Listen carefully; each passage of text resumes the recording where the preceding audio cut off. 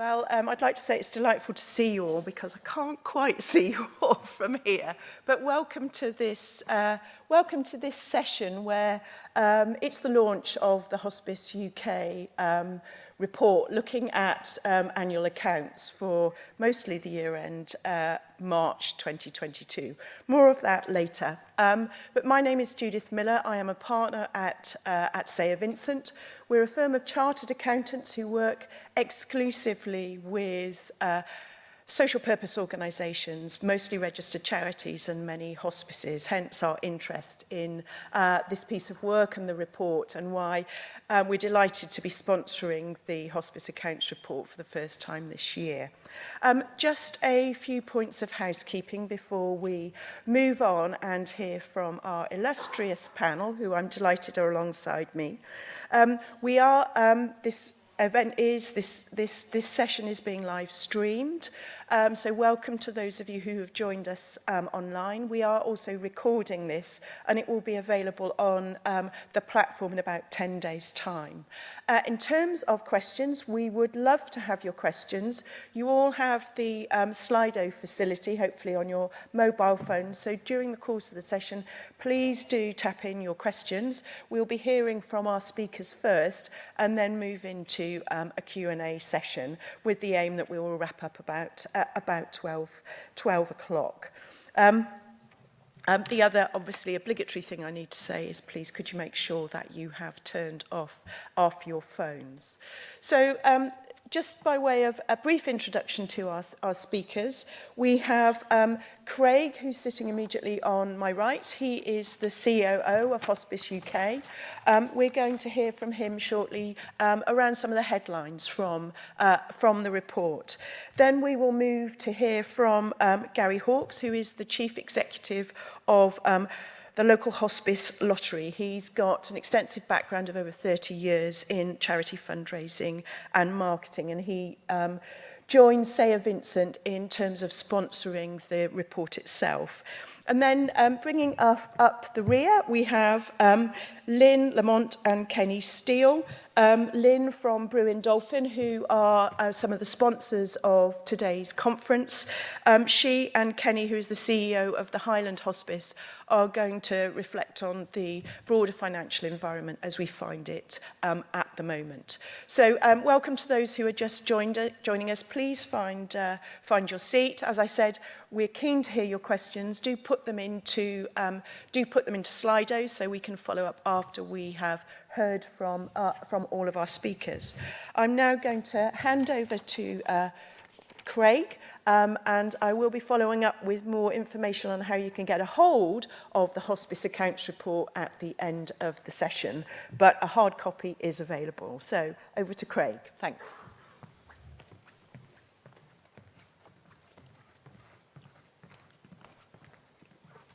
Thanks very much, Judith. So, as Judith mentioned, I'm going to talk through the highlights of the accounts report. Just before I do that, so the accounts report is one of three main financial benchmarking tools that we offer to the hospice sector. The other one that is based on the same set of information is the Hospice Financial Sustainability Index. As Judith mentioned, both of these reports or tools are based on analysis of historic financial information in your audited accounts, which means that they are very accurate, but it takes a little while to analyse the information. So all the information we are talking about today is based on the year ended March 2022 for most of you, December for anyone who's a slightly different year end. So slightly historic, but we have recently launched as well a new live hospice quarterly benchmarking service, which I'm really pleased to say we've now got about 80 hospices signed up for. So that is also delivering much more real-time financial data. And as part of that report, what we do is we publish an overall sector report, which you can access on our website.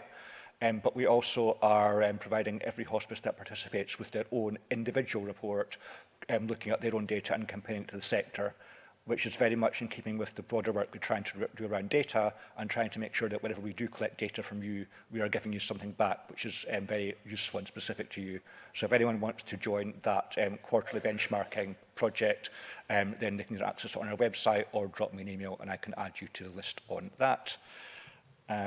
So this all the slides, apart from this first slide I'm going to show you, are also extracted from the report, which we will tell you how to get hold of after the session. So this first slide just looks at the overall surplus or deficit of the hospice sector over the last dozen or so years. And really we can divide that graph into three broad parts.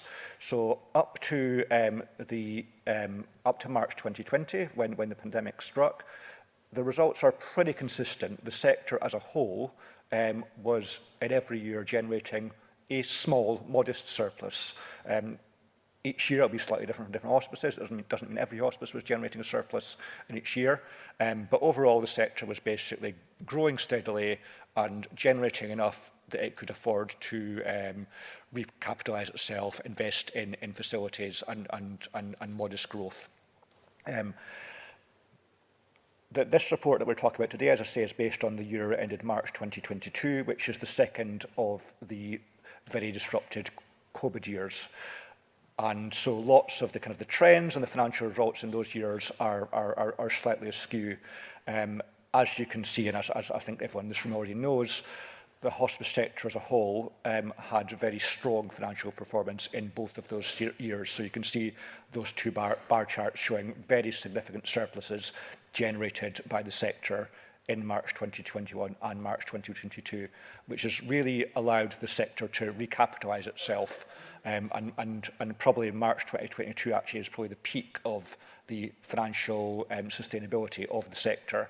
Lots of other significant challenges, obviously, but in financial terms, that was probably the peak. There's a blank space for March 2023 because we don't yet have the historic results and we hadn't launched the benchmarking service, so we don't know really what happened in March 2023. But anecdotally, I suspect probably actually around about that break-even point is probably where the sector was. And then we now have live data for the new financial year.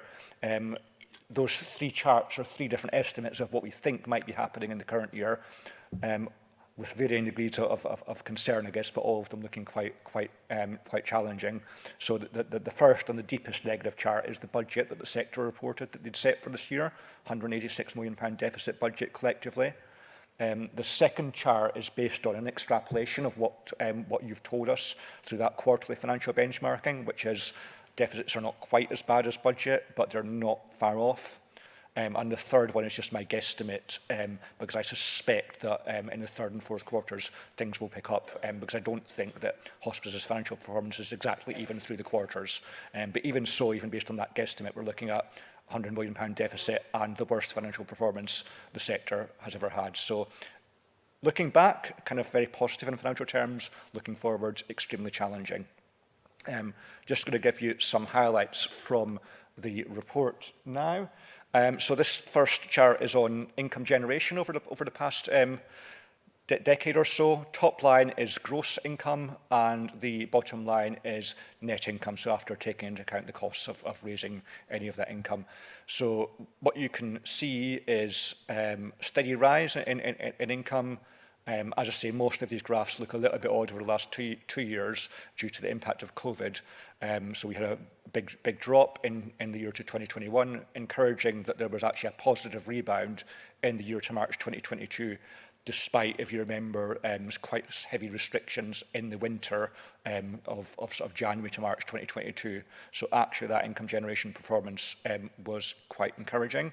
And what we also know is that from the quarterly benchmarking, the income generation in the new financial year that we're currently in is generally very positive, particularly on the retail side. This graph is the return on investment of income generation. So I guess slightly more challenging. We can see that it's basically been over the last decade, it's been getting harder and harder to get a positive return on investment. So you're basically raising less money for every pound you spend. So again, quite encouraging that there's that uptick in the year to March 2022. Again, it's quite difficult to work out whether that's the start of a trend or whether that's due to the unique circumstances of operating in COVID. So we basically need more years of information to know exactly what is going on there.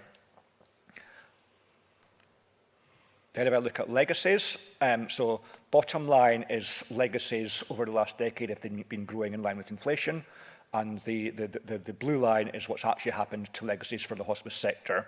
So we know that legacies are unpredictable at an individual level, and we can see that that's also not a very smooth line when looking at the sector overall. The 3 years before March 2022, we were getting a bit worried because we were seeing a clearer downward trend, but there was a big uptick in the year to March 2022.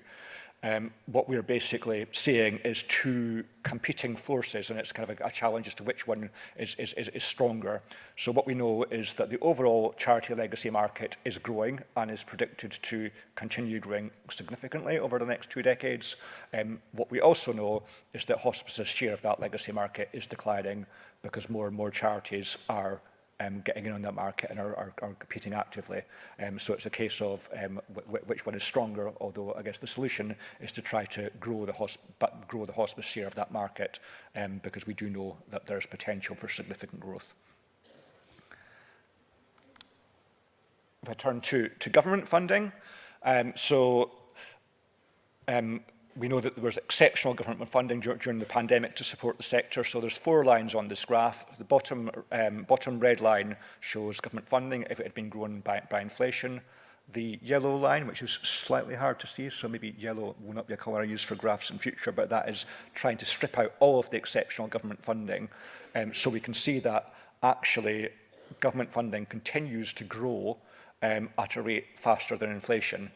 The reason why it doesn't feel like that, perhaps, is because your costs are also growing significantly over the years. But government funding has been growing faster than inflation over the last decade or so.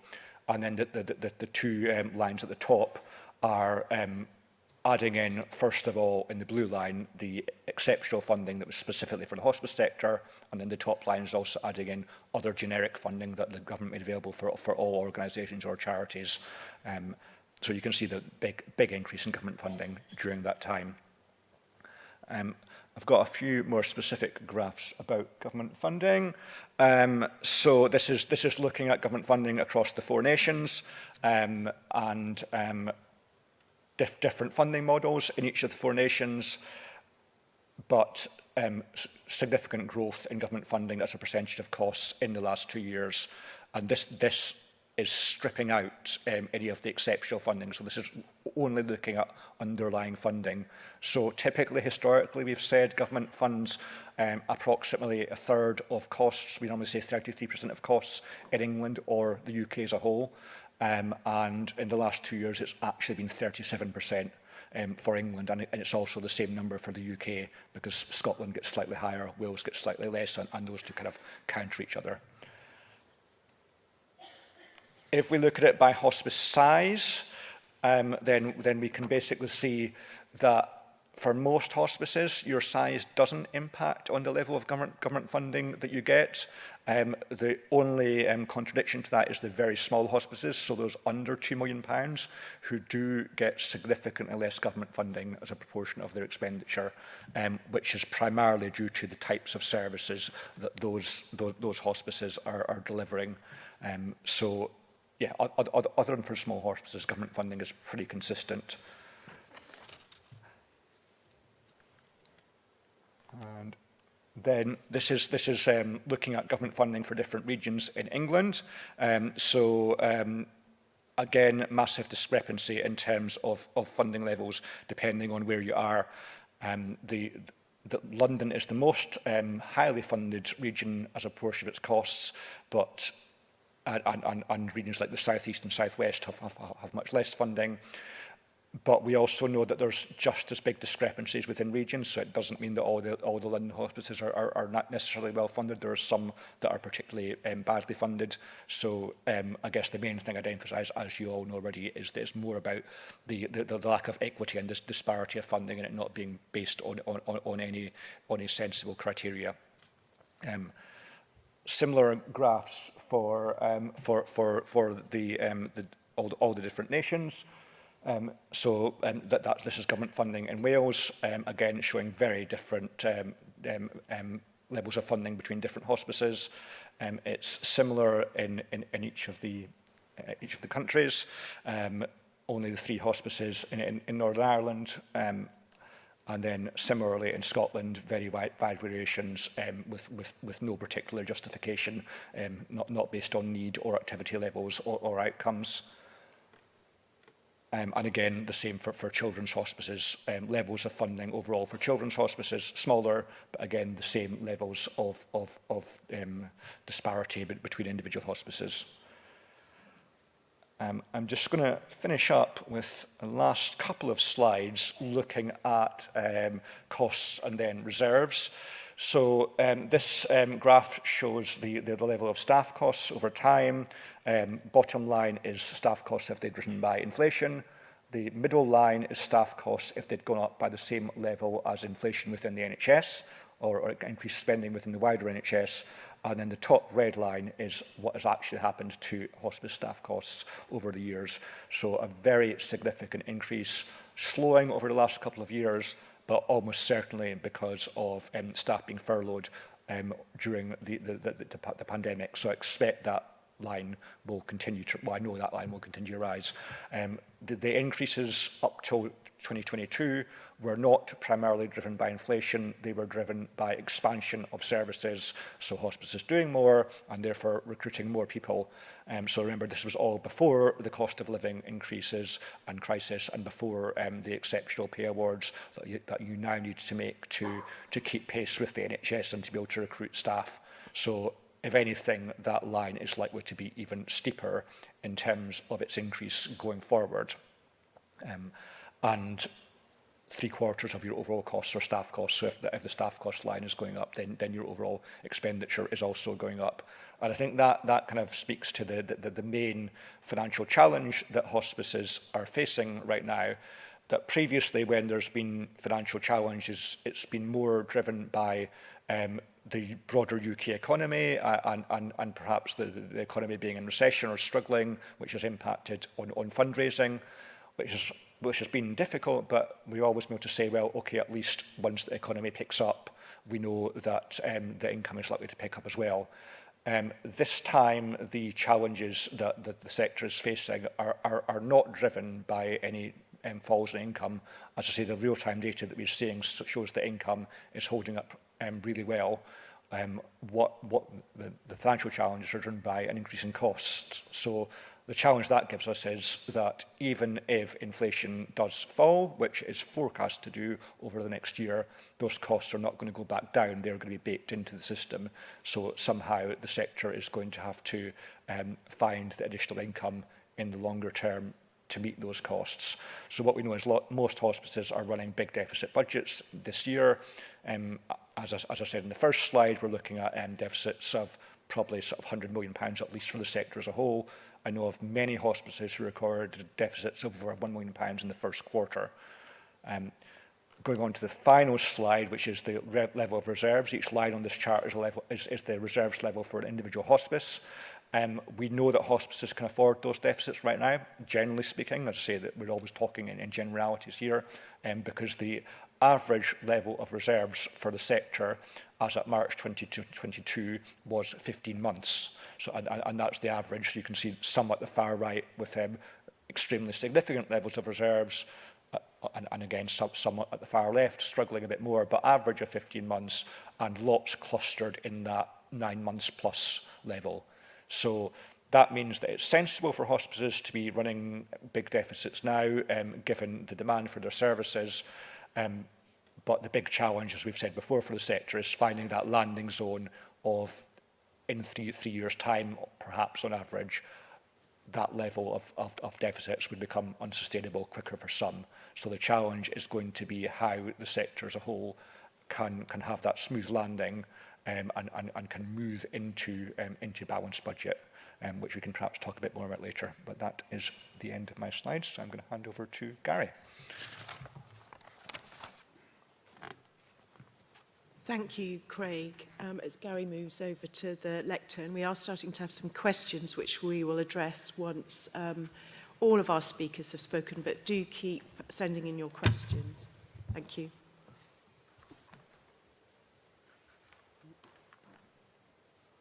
Hi, My name's Gary Hawkes. I'm Chief Executive. Oops, crikey, that's loud.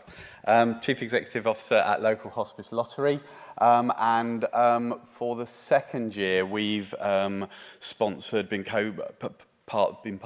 joint or partial sponsors of the Hospice UK Accounts report, and have done a bit of a deeper dive into analysing performance of hospice lotteries as part of that. So I'm going to do a brief presentation. I'm going to talk you through a little bit of introduction to Local Hospice Lottery, tell you about the methodology that we've used, talk you through the findings from this year with a little bit of a comparison to the previous year, and then sort of maybe make some suggestions for some additional research. And any questions will actually be at the very end of the session after the other speakers as well. Okay, point there. So just going to give you a brief introduction to Local Hospice Lottery.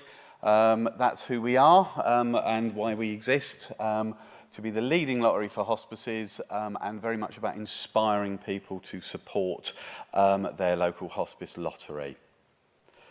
Our values, which were very much not about us as a leadership team coming up with 4 nice words that we could put on a slide, very much developed by our staff teams, our fundraisers and our partner hospices, asking them what words they associate with Local Hospice Lottery, with those 4 words of being supportive, fair, professional and really importantly being ambitious for what more we can do to support hospice care across Great Britain. Little bit of information in terms of growth. We started off, like many hospice lotteries, just fundraising for Farley Hospice, based down in Chelmsford in mid-Essex. Our first draw was in 1996, and we remain a wholly owned subsidiary of Farley Hospice. We developed our partnership model in 2008. At that point, we had about 10,000 players for Farley, which we felt was around about the capacity for the size of population that we had.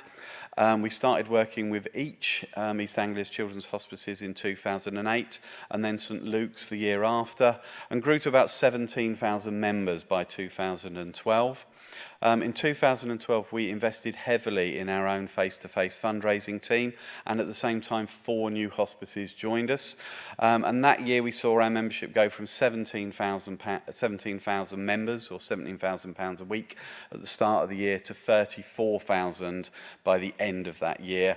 And over those 10, 11 years, we've now added over 230,000 players into our weekly draw. We now work with 34 partner hospices across Great Britain, have raised in excess of £55 million, with 8 million of that in the last year. We think, looking at our financial projections, we're going to top 10 million contribution to hospice care this year, and we had over £250,000 in this week's draw just on Monday.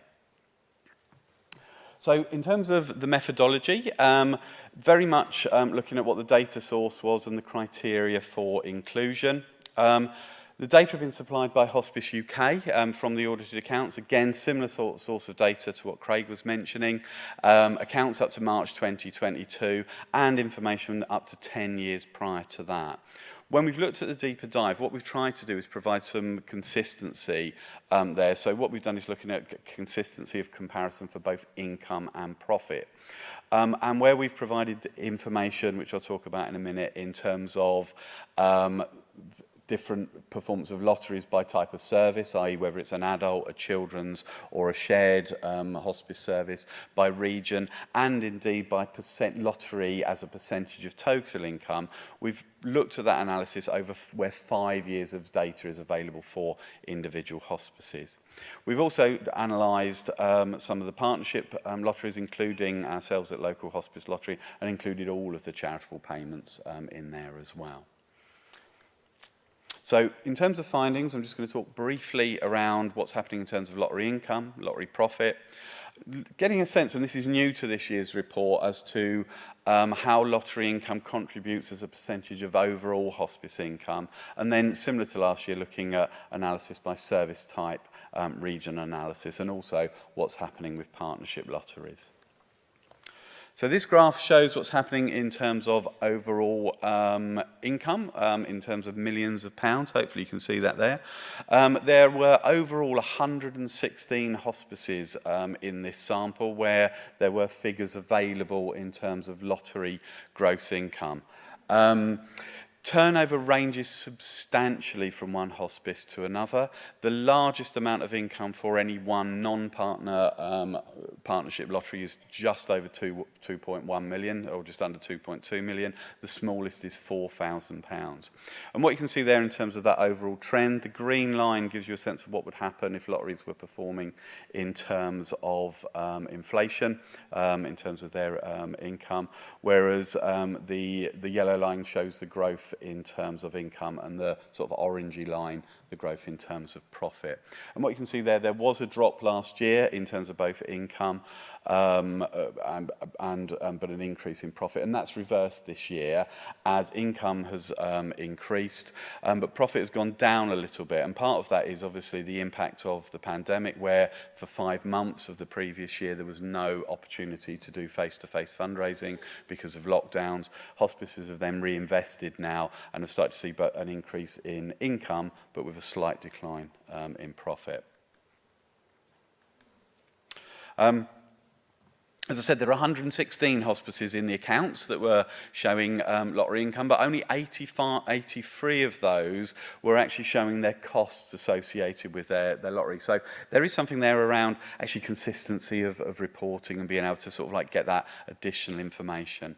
And each one of the lines in that graph represents an individual hospice. And what you can see is their profitability ranges from 28% to 82%, and the average profitability of a hospice lottery was 60%. And as I said, there was a decrease in profitability over the course of last year compared to the previous year as we came out of the pandemic and started to invest more in fundraising from lotteries. As I said, this is a new slide this year and is looking at where lottery income sits as part of the overall portfolio of hospice income overall. So in terms of voluntary income, it's roughly 10% on average of hospices' voluntary income. So 1 in 10 of the patients cared for by hospices through their voluntary income will be cared for because of a lottery player. But that varies quite significantly, and in Scotland, for example, 16% of their voluntary income comes from lotteries, and you can see there at the top end you've got over 25% of income coming for the hospice at the top, coming from their lottery as well. So looking at service type, we've got 3 lines there. The light yellow is children's hospices, the dark yellow adult, and the green is joint hospice services. And similar to what Craig was showing, if you look, there's been quite a few ups and downs over the last sort of 4 or 5 years, but on average lottery income for adult and shared services has experienced little change over the 5 years. So you can see that certainly with that adult hospice graph, it's been fairly flat in terms of average income. Whereas children's hospices have seen an 18% increase overall in their income over the same time frame. So different pictures for the different types of service. In terms of profitability, it varies. Adult hospices has increased their profitability by 7% over 5 years, but actually over the last year there has been a decline. And again, that's because mainly due to the fact there was lower investment because of the pandemic with that returning. And children's and shared services sort of seen a similar pattern as well in terms of their profitability. Okay. Regionally, and again, we looked at this for the first time last year to see what the patterns were, and very similar pattern to last year in terms of what's happening per region. The dark blue line is what's happening in terms of total turnover, whereas the yellow is the turnover per hospice. So what you can see there is actually very similar pattern to last year. The South East Coast experienced the highest average turnover per hospice, whereas the North West has the highest lottery turnover overall. And again, again, similar to last year, London and Northern Ireland, that region and that country experienced the lowest turnover, both regionally and on a per hospice basis as well. So very little change in the trends there, which actually to some extent you'd expect just with 1 year of different data. Okay. So, and the profitability similarly varies considerably, but this is something that has changed from last year. So, South Central region has got the lowest profitability at 45%, whereas actually the North East this year has got the highest profitability. That's 67% in terms of its loss of its hospice lotteries. Last year there was only one region that didn't increase its profitability over a 5-year period. This time, comparing over the 5 years, there's actually 3 hospices in those circumstances. So 9 of 12 regions saw an increase in profitability. In terms of partnership lotteries, there are a few more partnership lotteries, but they have different structures. So in terms of analysing the hospice accounts, we're only able to look into 2. That does include ourselves at Local Hospice Lottery. And between those 2, there was a combined turnover of just under 16 million in 2022. That's up 2.1 million on the previous year. And those 2 lotteries now account for 24% of lottery profit. So that's an increase of 18% on 5 years ago. And whilst, as I said, there's not been much increase in profits for hospices overall over the past 5 years, those 2 partnership lotteries have seen a 56% increase in profits over the same time period, with obviously those profits then been contributing to hospice care. And last year, that profit contribution was just under 10 million in 2022. But again, you can see there a drop in the profitability percentage there to 60% from 64% as more was invested in growth over the course of the last year, which wasn't possible the year before because of the pandemic. So in terms of additional research, now the first one I think I mentioned last year, and actually indeed the second one, I think there's still something around looking at the way that hospices are reporting their lottery income, and that ability to perhaps show costs as well as income to give more consistency of cost reporting, and also to support individual hospices in terms of their own benchmarking and how they're performing. Equally, we've continued to work with HQP and indeed the HLA, Hospice Lotteries Association, who undertake an annual survey of their members. And that also includes some data in terms of population sizes. What that's particularly helpful with is looking at where a hospice could be aiming in terms of its population, looking at regional variances, but also looking at, are you performing in the lower quartile for your population size, median, or indeed in the upper quartile. And that's something we're very keen to sort of work with Hospice UK on, to see if more data can come through on that to really help in terms of looking at future reports and helping support hospices as they meet the challenges that Craig's spoken about in terms of increasing income for that increased demand in the future. So that's me. I shall hand over to the next speaker. Thanks. Thanks, Gary. And we've got Lynne, accompanied by Kenny, who are going to share some reflections. So first up, Lynne from Dolphin. And your glasses. And your glasses. Thanks very much. Good morning, everyone. I'm Lynne Lamont. I head up the investment management team at Dolphin, where we offer cash management, investment management, and credit and lending facilities to charities. It's lovely looking around today to seeing a few familiar faces. We take a lot of time to build relationships with our clients, to get to know our clients, to listen to our clients.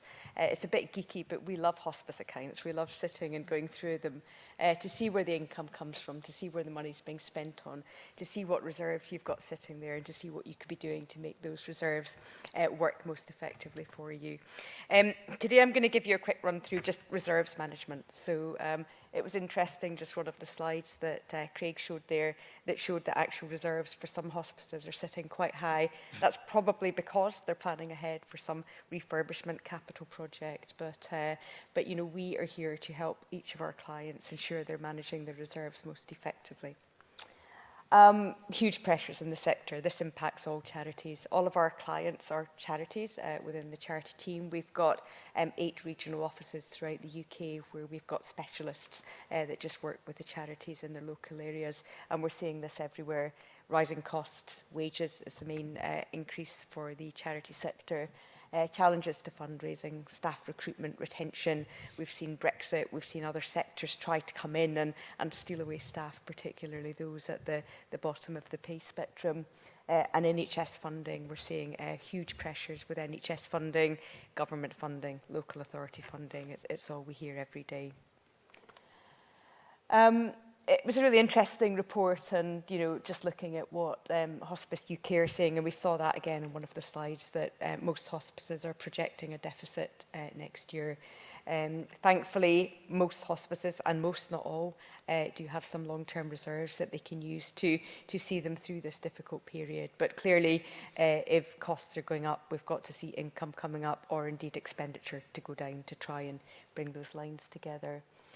Legacies and donations, absolutely critical, but unpredictable. And we certainly see with our client base that geography matters. Some of our hospice clients really benefit from legacies and from donations, and others really struggle with their fundraising. Falling value of NHS support in real terms, given the overall costs. One of the interesting things I'll pick up with Kenny on is conversion of capital to income. So if you are particularly fortunate to have reserves sitting there in the background, clearly every time you try to enhance your reach, your output to work with more people as a hospice, it's income, it's cash flow that you need, not assets. Planning ahead for future capital projects. Again, you know, I've got 3 different clients in the audience today who have raised money for a capital fundraising project, and they've all done it in very different ways and gone about it in different ways. One of the things that we are always really happy to do is to put 2 clients in touch with each other if they've faced a particular problem or been going through a particular scenario, particularly the chief executives, finance directors, and you're such a strong, well-networked sector anyway, so that's great to see. How many months of expenditure should you keep in reserve? And that's nice to think about, but you know, usually on the ground it's a case of what you've got and what you need at that point in time. The challenges continue, resilience.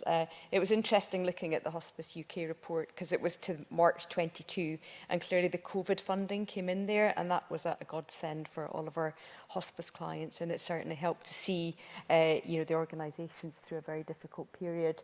But what does next year look like? Innovation and income generation has been phenomenal. Again, I'm going to bring Kenny, who we've worked with for a number of years from Highland Hospice, in at the end to talk about some of the things they've gone through.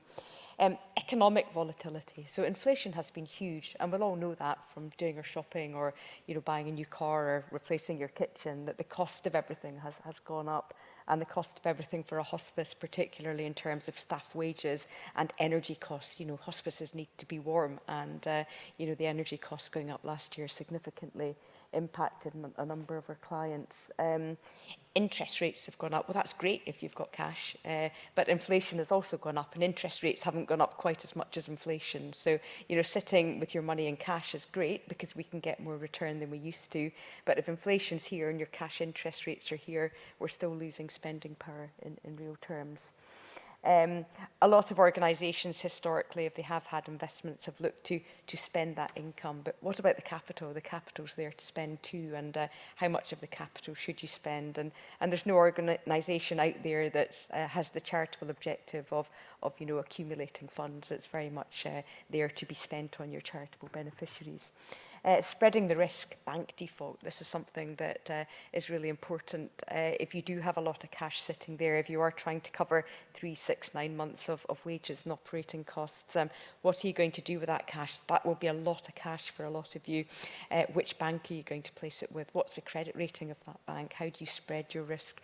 And we've had some horror stories over the years in terms of fraud, Icelandic banks. We've seen Silicon Valley Bank. We've had worries in the charity banking sector with with CAF Bank, and we've got to make sure that you've got the credit quality behind you there.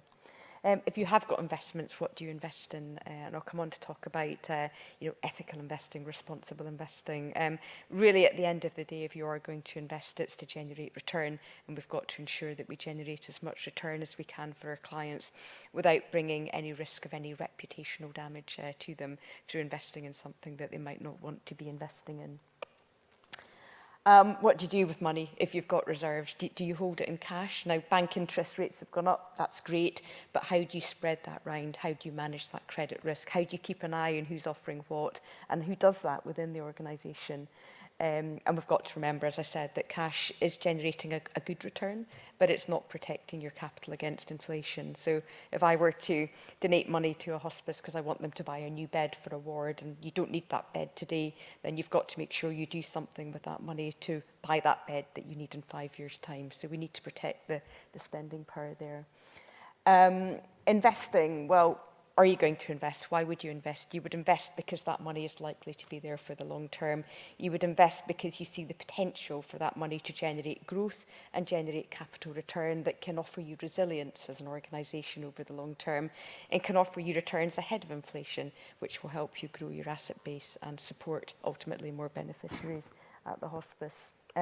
What level of return do you need? Well, the base level has to be inflation. You've got to generate at least inflation plus the cash flows that you're going to need. And some of our organisations will use their investment income to fund a particular service or to fund a particular role's salary.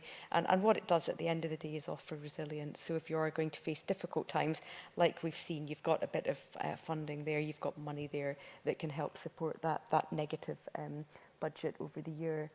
And it comes down to your capacity for short-term volatility. So how much might you invest? Well, you certainly wouldn't want to invest anything you're going to need back in 1 to 3 years. But what about beyond that? And how can we help you invest that in a way that's going to give you the returns you need within the volatility parameters that would allow you to sleep at night as an executive or a trustee of a charity? Why not just cash? And we've had this thrown at us by clients, particularly over the last year. You know, we're getting 5% on cash. Why on earth would we invest? And this just shows you over the long term, you know, cash has been a really poor investment, particularly if we're looking at real returns, inflation, protected returns. And if we can look to identify a proportion of the long-term reserves to invest, then we can generate returns significantly in excess of cash. But you do need to be able to take that long-term view, which isn't always easy with the pressures that we're seeing at the moment. This is something that we've built up that we talk through our clients with, and it really, and indeed with your auditors, so sitting together and looking at your reserves management and looking to see what you've got and how much money you need. And we call it our pots, very simplistic, but you know, your operating cash flow, your wages, your costs, how much money do you need there? And that clearly can't be invested and needs to be kept accessible. What about 1 to 3 years? What are your plans? Are you going to be refurbishing? Are you looking to launch a new service? How much is that going to cost? We clearly don't want to take stock market risk, equity market volatility on that pot of money. So how should that be invested? And that might traditionally be a term deposit or very low risk investment, government bonds, short dated bonds, that sort of thing. What about that longer term pot, that pot that you hopefully won't need, but you might need to dip into if the deficit budget continues for a number of years? And then you've got your long term investments, your growth reserve, your resilience, you know, your pot that should be there to generate your long term growth.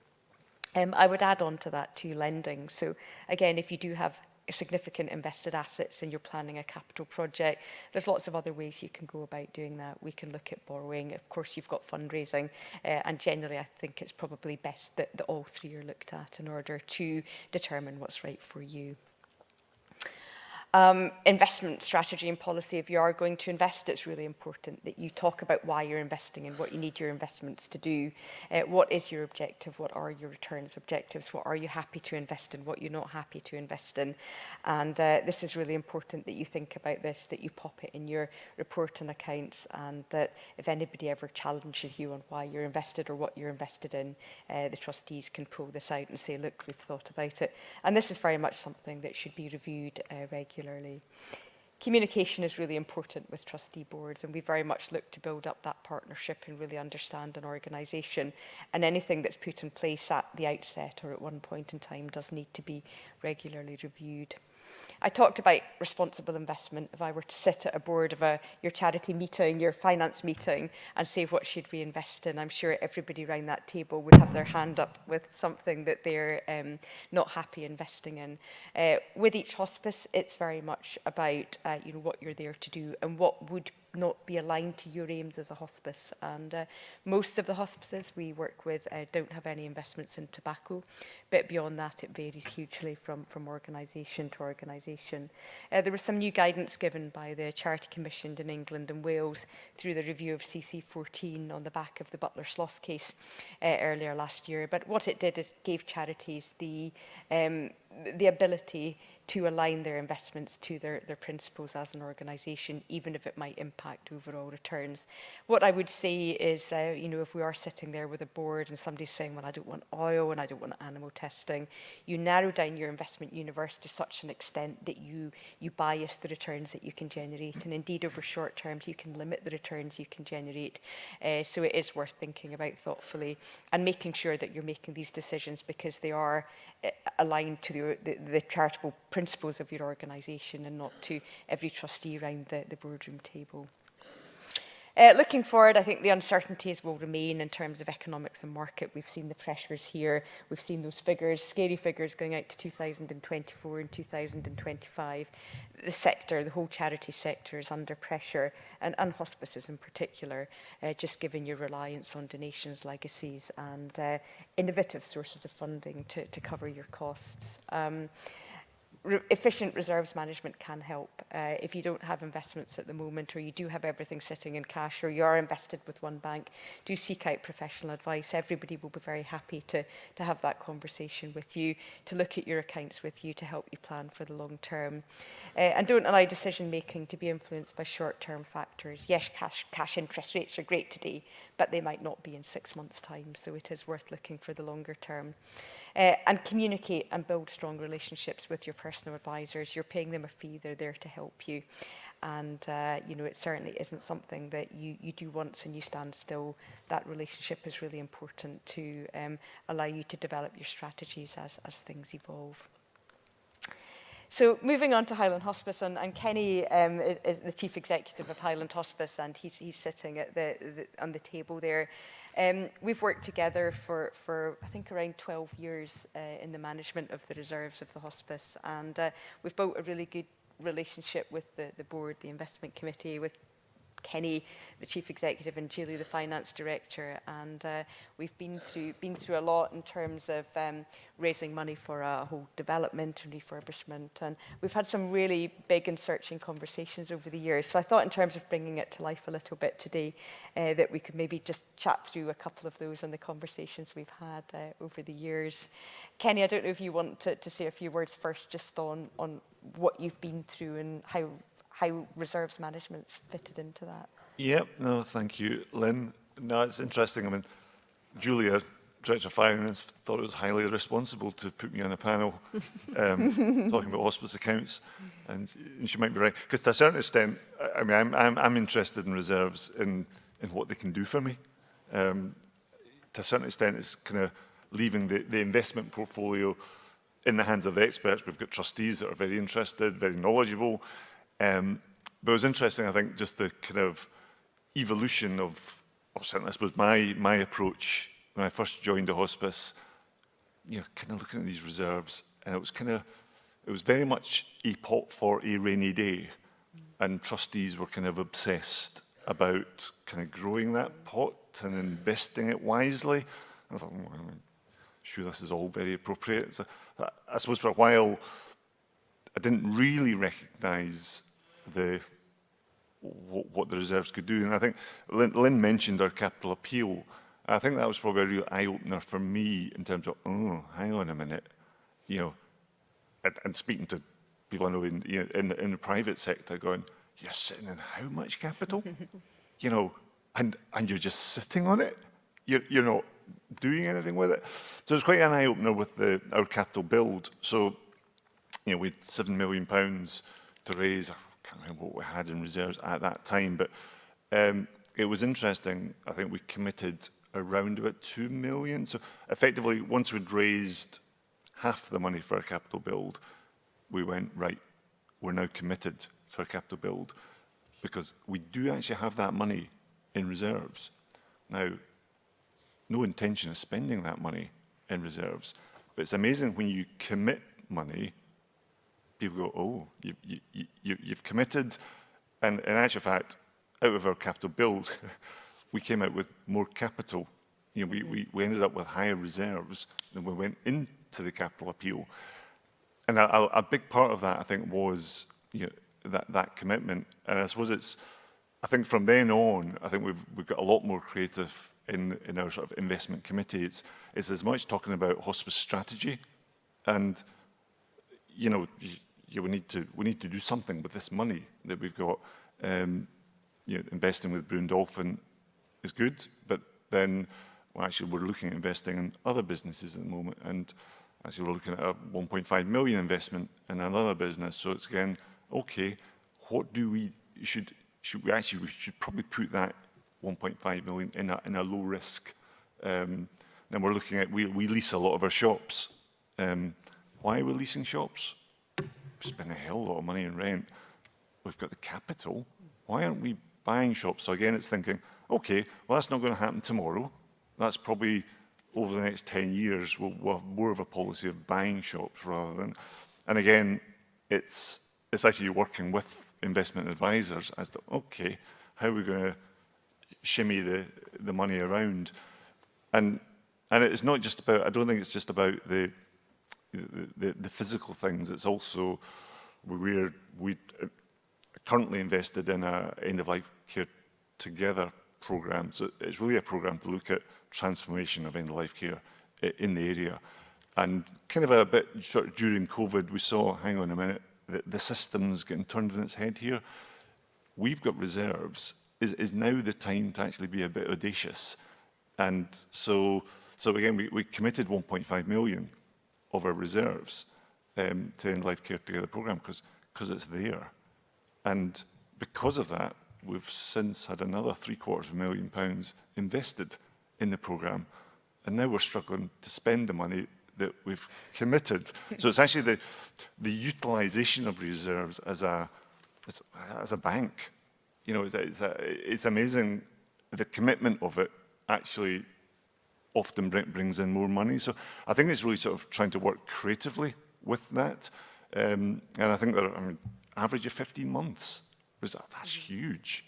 I mean, I actually think sitting on 6 months is around about that's our risk reserve. So we'll say, we're not going to go below that. You know, I don't get to play with that money. You know, but anything above that, actually, we should be thinking about how's that going to contribute to better hospice care? I mean, we shouldn't be sitting on it. You know, and it might make sense, you know, from an investment perspective, because you've got a longer term plan, you've got a capital build, and that's fine. You can justify that. But again, I think it's being very strategic about it. It's there for hospice care. It's not there for rainy day. And I think, again, we're predicting, you know, basically spending the reserves we've accumulated over the last 5 years. We do estimate spending that over the next 5 years, but it's quite deliberate. You know, the public sector's finances are looking chronic for the next 5 years. Actually, we're in a better position than the public sector is. We're financially better off, and so again, it's there things that we can do with our capital. Interestingly, we're just in the process of buying a building at the moment that happens to house a GP practice, because there was a private owner of the building. They were selling it. Our local NHS didn't have the capital, so actually they came to us. Could you buy it? And then we'll lease it off you. Very nice return. But again, it's sort of that sort of creative sort of view of it. And I think this just highlights the relationship over the years. As an investment manager, should I be saying, no, invest it all, look, we're growing it, we're building your pot, you know, that's great. every time the phone rings from Kenny or Julie, I'm not quite sure what the conversation is going to be today, and I suppose it's up to us to respond to that. Kenny mentioned the 1.5 million we had invested in, 2/3 in equities. It had been growing an average 9% per annum. It had been doing great, but now was the time to disinvest that money. So it's now in a lower risk pot. Government bonds, very low risk investments, waiting for the deed to be signed so we can pass that over. But it really is about understanding. Kenny is fortunate that on their board they have got a couple of really good investment advisors who really understand investments. In a way, they're trying to grow that pot, and the team at the hospice are pulling back and saying, no, we want to spend, and then it's up to us to make sure that the right money's in the right place with the right level of risk. So that relationship and understanding is really important, and fascinating for us. It challenges us as, investment management team every day, and, allows us, I suppose, to be more thoughtful and provide a better service to each of our clients. I think we're probably there for time now, but thank you all. We've got to stand downstairs, come and have a chat. Very happy to do that. And thank you, Kenny. I'm looking forward to all of our future challenges we face together. Thank you all very much. Thank you. Thanks, Lynne. Thanks to all our speakers for putting time and thought into preparation for today. We've had some questions in on the Q&A, and I was just reflecting really, Kenny, on what you were saying and your audacious approach to your investments, and also the relationship you've obviously built with Lynne and her colleagues over the years. As an auditor, we're often talking about reserves policies inevitably with our clients, and that need to balance the needs of current and future beneficiaries and not sit on money. And I was just struck by one of the things you said initially, Kenny, that when you sort of first took over the role, it's that, we've got reserves, and the attitude of it's there for a rainy day. And I think there are an awful lot of organisations who have that understandable attitude, and there can be a lot of risk aversion inevitably given the current economic climate as well. And I just wondered, we've heard from both of you about your relationship and your sort of how you've built that up. And it's great to hear you've obviously got people with investment experience on the board, but I wondered initially if, I'm just thinking about people in the audience maybe who've got a board that may be quite risk averse and nervous about the approach you're taking. How have you got any tips for getting the board on side in terms of this sort of approach? Well, I think the key is to tell the story. Yeah. I think it's good to be risk averse. I am actually quite risk averse. It sounds like I'm not, but I am. But I suppose it's that sort of story of where you're trying to take the hospice. And if you've got a good story, and a lot of our investment in services over the next 5 years, it's we're growing services way beyond our financial means, but I'm very, very clear about it's very, very data heavy as well in terms of that service development. Because I believe the NHS system is crumbling to an extent. That sounds a little bit dramatic, but I think there's going to become a bit of a vacuum, and I think there's going to be quite a big space for hospices to fill if we're ready with the evidence, with the services. Here's one we prepared earlier. I actually think it could be coming a bit sooner. I think the ambulances queuing outside A&E departments, the optics of that this winter, and I'm seeing that in Inverness, we're not a big urban place. We never, ever, ever had our hospital full, other than occasionally in winter. Almost every second week during the summer, we've had ambulances queuing outside. It is not sustainable. And I don't think the statutory system is going to come up with the answers. So I think if you've got reserves now, I think you should be looking at using them cleverly to build up the evidence base, and not be looking at it as deficits. Actually look at it as investments. But making sure you're working with your investment advisors so that you've still got, you still have the rainy day fund, you still have whatever you've decided is your minimum risk level. And don't go below that. Definitely don't go below that. Don't go playing with that money. But But everything else really it's up for grabs, depending on what your strategy is. So it's taking risks and making investments with your eyes open, strategic investments with your reserves, rather than And if you can propping up a structural deficit. If you can tell that story to trustees, I mean, that's their job as trustees is, if they agree with that story, their job is to help you, deliver it. So storytelling, really. And Lynne, I wondered whether with, as auditors, we often see that, our clients will check in with their professional advisors sort of on an annual basis. I just wondered, with the impact of inflation and economic concerns, whether you advise your clients to check in with you more frequently, say, than annually. What's happening for you and your... Yeah, I think so.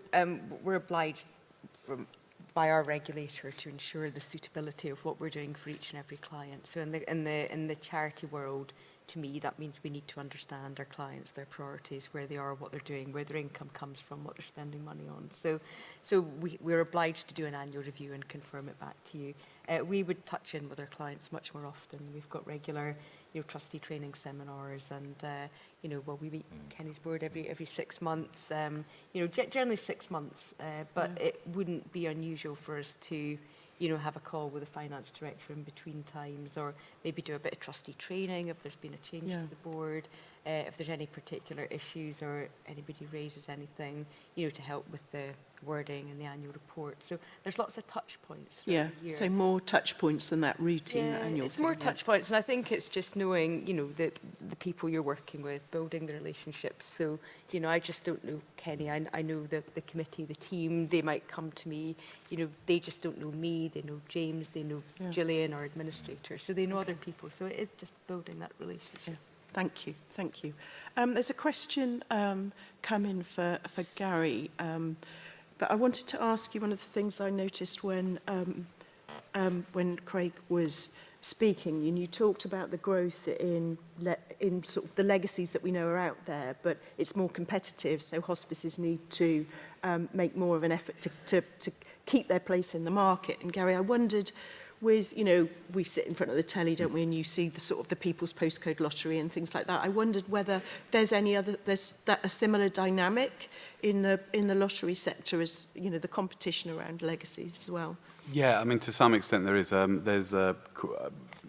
You've got the likes of the People's Postcode Lottery, Health Lottery, who are continuing to grow, continuing to invest, and very much their marketing is on a prize-based basis. That they know that's their key motive. Whereas for us and most charities, the motive is much more around cause. Where we've done research, it's about 55% of our players are saying it's the cause, 40% cause, and the prize is slightly interesting, but 1% only are talking about the prize being the key motivator. So the competition isn't there in terms of people changing their prize fund, etc., but certainly in terms of investment by charities in lottery as a form of fundraising, absolutely. And lotteries overall are growing faster than other forms of fundraising. Okay, thanks.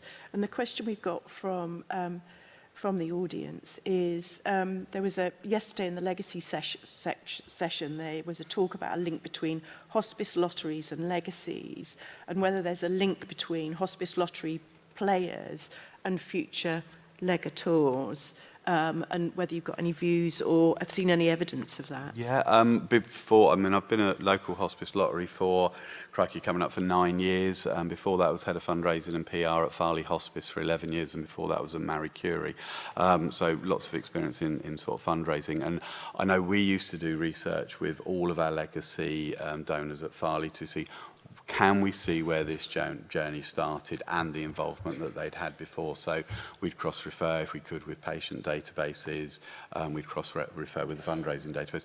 And we were always very clear that there was a clear link between lottery players in particular, and they tended to be one of the highest kind of links in terms of a previous relationship. And I think the reason for that is, if you look more broadly at the voluntary sector, the big link between legacies is actually between between regular givers, because Right. actually you're communicating with people on an ongoing basis. They've committed to you, and you've got that ability to get those messages across around legacies. And people don't make a decision around a legacy because, oh, I really want to donate to a charity. They'll make a decision about a legacy because they've got married, they've got divorced, they've just had children, etc. So if your messages are there all the time, they think about it, I remember that when I'm going to do that.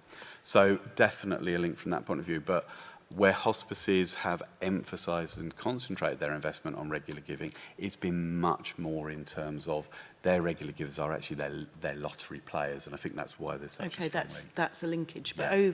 overall, in terms of if you had to give people a tip, Yeah. it's really about that regular communication and contact. Oh, yeah. At Farley, every single message we sent out, we check and make sure there was some mention of legacy in there. Great, that's really helpful. I wanted to ask you a couple of questions, Craig. We've got a few questions in the audience, from the audience on some of the data that you shared. And I first just wanted to pick up a question about the reserves information you shared, which was really helpful. And we've got a question. Are the core reserves that are recorded in the accounts report inclusive of designated funds? And, you know, if we're quoting numbers of months of expenditure, could those be inclusive of, say, an earmarked capital project? So short answer is yes, they could be. So the figures we're quoting in the accounts report with that 15 months average are looking at excluding any restricted funds that you might have, and they're also excluding the value of your building or any other capital assets. But they will include designated funds, and the reason why we have included them is there's, first of all, that there's just lots of different designations that hospices use. So some might be for capital, but some might be for more tenuous things. So yes, certainly for those that are holding 3 or 4 years, of which there are a couple of hospices, I would expect and certainly hope that that is because they have put that money aside for a specific purpose, often a capital appeal. But I do know from diving into data that's not always the case. That some of the hospices with higher reserves, it is just because they have been very successful in terms of their most recent financial years. But I think it all goes back to the same thing, and it echoes some of the things that the other panellists were saying about generally the sector has good reserves right now, and it's about using those reserves wisely while we have them to invest, whether that's investing in different services or whether that's investing in different income generation opportunities, as opposed to just running a kind of a structural deficit year after year without any plan as to how to get out of that. Thanks very much, Craig. And there's a follow-up question in there, and I'd like to pose that to you, Craig, and also to Lynne. And the question is, given that you've highlighted that some hospices have got quite relatively high reserves, the question is there an expectation that the Charity Commission might start to challenge charities with perpetually high levels of reserves? In theory, possibly. In practice, I think very unlikely, just because I don't see the Charity Commission as having the resource or the time to prioritise that. I think that it's more, to me, it's more of a moral issue in terms of people are not giving you money for it to sit in your bank account. And I think it's also a fundraising issue. I think that the people who are more likely to challenge are donors, particularly trusts, who tend to look more at diet, not just why are they giving you money, but what's the overall circumstance of the charity, and reserves is often something that they will look at. So I think it's very unlikely, and the Charity Commission are also quite clear. You often hear this myth about charities should have 6 months of reserves, which is a myth. The Charity Commission's never going to say hospices should have X reserves. They're always going to say it is up to the individual boards to look at the mix of income and expenditure, what they're trying to do, and to set an appropriate target.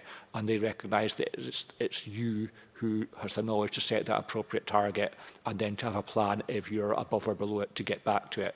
And that's what the Charity Commission will say your responsibility is. That it's not their job to say you've got too much. So I don't think they will, but I think it's something you should think about.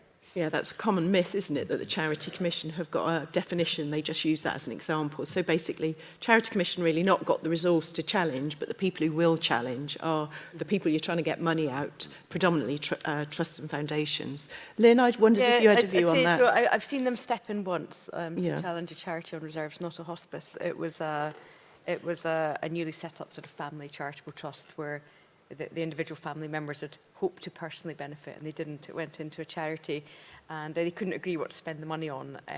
So they didn't for 2 years, and the Charity Commission stepped in and said, right, we're going to remove your charitable status if you do not support some of the beneficiaries that were set up. So I have seen them challenged, but as long as there is a purpose, so there is expenditure coming out on your charitable purposes, and as long as there's an investment policy, so you've clearly stated why you've got that money and what it's there for, I don't think they'll challenge. Interestingly, we mentioned designated funds in the last question, and we mentioned being challenged. So, if my hospice is going out, or a hospice we work with is going out and asking a particular grant-making fund for funding, they'll look at them and say, yeah, you've got money, you don't need ours. So designating is fabulous. We encourage designating. So if you've got the money there, and even if there's not anything in particular, you say, well, actually, we've got this investment pot here, and it's to generate the income to pay for our fundraising team, or it's to generate the income to pay for this service, then you've very clearly designated. You can undesignate it at any point, but then at least in terms of, going out for other potential funding, you can say, yes, we've got this, but we've got this because here's the policy, this is what that's for, therefore we need your money to support this service over here. So designating is brilliant. Yeah, I think I'd agree with you, and it sort of links back to what Kenny was saying about this story and having a story and being, it's a bit like there isn't a right answer when it comes to reserves. It's what do you need and how can you articulate what you're going to do with that.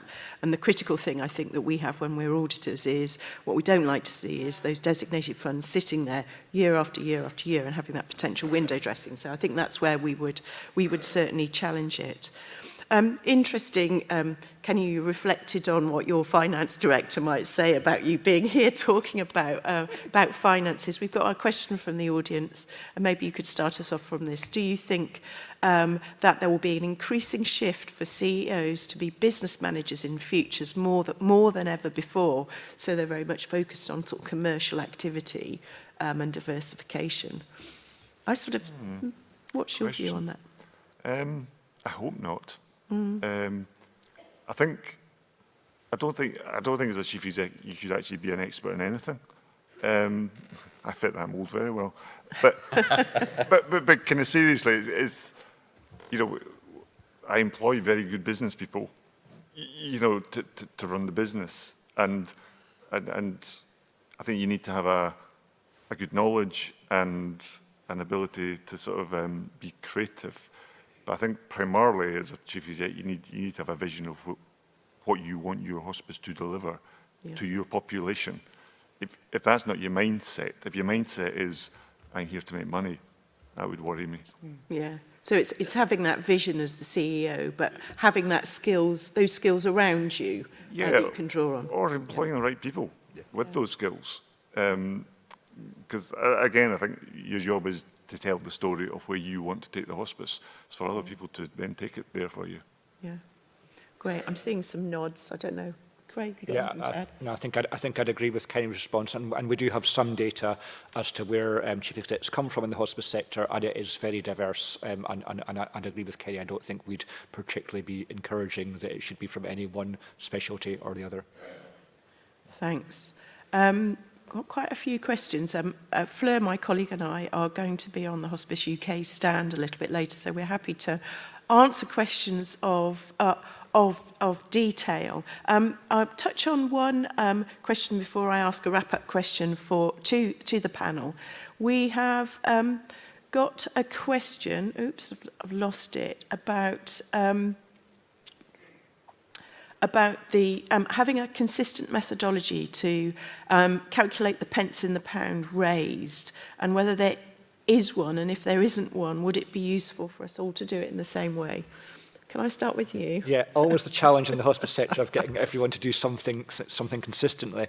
But I did mention the new quarterly benchmarking group that we've set up, and we're really, everything that we're doing in that group is basically been driven by the hospice finance directors as opposed to by Hospice UK. So everything that we're collecting is based on consistent definitions that we've agreed in that group and based on data that the people in that group have said they can collect easily and will be useful to them. And we're basically planning on continuing to evolve that and expand that based on what the group wants to collect. So that might well be one of the things that we might want to try to standardise, at least within that group, which has got almost half of our members in it now. So yes, and as always, the problem is agreeing what that definition is. But I think that group is working quite well together, so I think that might be the way to go. Great, so get involved in that group and sort of watch this space, really. It's often the $64 million question, that one, isn't it? So I'd just like to, in wrapping up, just like each of the panel, just, you know, the data you shared with us was really helpful in terms of, you know, the concerns about the next couple of years, really, but acknowledging there are reserves in the sector. But if you could each, in the context of the financial uncertainty, perhaps share one tip that you would give our audience. I don't know who'd like to go out on a limb and start. Just one thing. Fortune favours the brave. Thank you, Kenny. Fortune favours the brave. I guess I would look at that, like, I can divide the finances into three different areas. So the government funding, which I think is all about building the relationships with your local health system. Fundraising, which is 2/3 of the income on average, so almost twice as important as government funding, where I think there's potential, particularly around legacies, for us to work together as a sector. And then thirdly, around costs and just looking at how you do things, opportunities to collaborate and deliver services differently so that you're doing as much as possible to control costs. Thanks. Any other offers? Probably echo some of what everyone said. I think definitely some stuff around collaboration. There's some real kind of economies of scale by working together that everyone can benefit from. But also, I think, you know, as Craig said, you know, 2/3 of the hospice sector income does come from voluntary income. And if we invest 100% of our fundraising costs in the same things we've done year on, year out, we're going to get the same returns. So I think looking at that and say maybe putting 5–10% of that investment into sort of like innovative forms of fundraising, using it as a test, using it as a way of learning, and then you're going to start to hit, okay, you know, those sort of like real gold streams that can then develop your next forms of income going forward as well. Thanks, Gary. And Lynne, any final comments? Good, strong, trusted relationships with all your professional advisors and regularly review. Nothing stands still, so just keep yeah, nothing stands still, especially at the moment. I'd like to thank all of you in the audience. I realise we haven't had time for all of the questions. Some of us will be on the Hospice UK stand over the lunch period if you'd like to ask us some more. But thanks to Kenny, Lynne, Gary and Craig for all they've put into this morning's session and for answering my questions. We are coming up to the lunch break now. Just to point out that there are two lunchtime workshops at 12:30. There's a film and discussion around palliative care, and there's also the opportunity to have your say around Hospice UK's refreshed brand. And just to end, I can't end without telling you where to get hold of a copy of this. So this is fresh off the press, the Hospice Accounts analysis report. It will be appearing on Hospice UK's website in due course, but you can get a nice hard copy if you come along to Hospice UK's stand shortly. You will be able to pick one up there. As I said, Fleur Holden, my partner, and I, we do audit a lot of hospices, so if you've got questions on this or anything around annual accounts and reports, we'd be more than happy to chat to you and answer some questions. And a number of us will be on a webinar, I think it's the 6th of December, to talk a bit more about this report.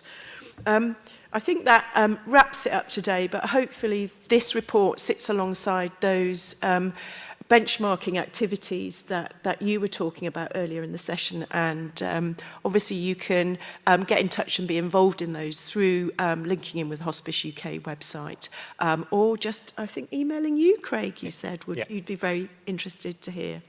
So good luck to you all in this challenging financial period, but I think there is optimism with the ideas that Kenny and Lynne shared with us, room for potential, and we've got a window of opportunity with the reserves that we've got as a sector. So thank you all for attending, and look forward to chatting with you during the rest of the day. Thank you, everybody. Thanks.